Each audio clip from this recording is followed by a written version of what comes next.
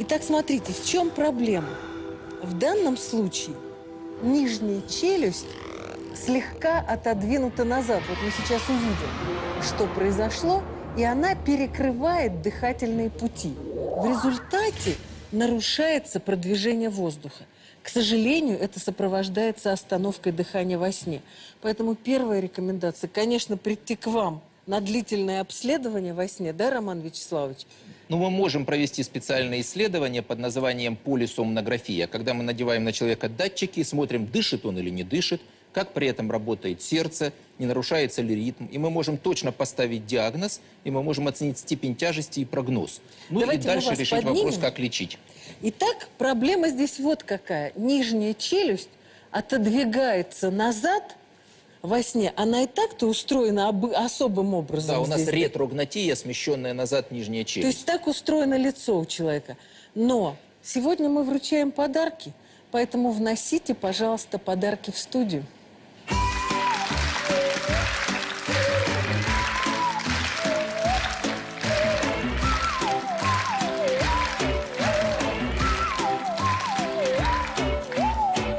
Открывайте. Вот такая штука у нас необычная. Что это такое, доктор дорогой? Это специальная термолобильная капа, как у боксера.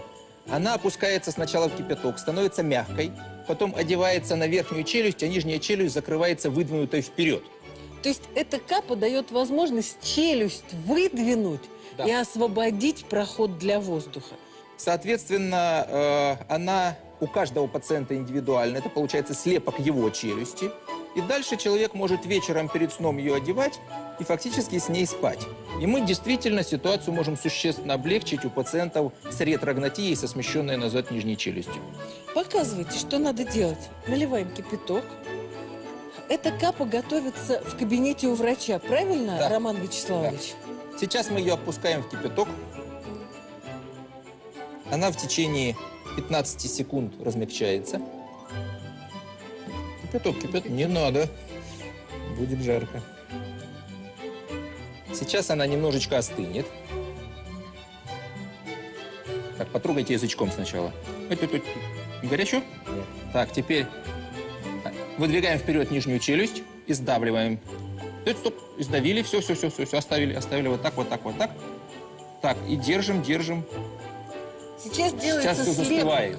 Застывает капа, и теперь она всегда будет челюсть держать нижнюю в выдвинутом положении. Посмотрите, профиль, как у боксера стал. Вперед нижняя челюсть. А я хочу сейчас заглянуть сюда, посмотреть, что тут происходит на самом деле. Итак, смотрите, друзья. Вот там, где у нас воздух не проходил, после того, как мы наденем капу, мы освободим, вот смотрите, раз, мы надеваем капу, и мы освобождаем дыхательные пути. Вот дыхательные пути освобождаются, и воздух сейчас будет свободно через них проходить. Это еще один метод лечения. Днем капу можно не носить. Давайте достанем эту капу. Так. Он рад.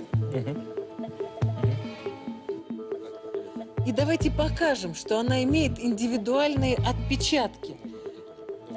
Индивидуальные отпечатки зубов. Это именно ваша личная капа, ничья больше. Вот мы можем посмотреть, она сформирована, и фактически это челюсть нашего пациента.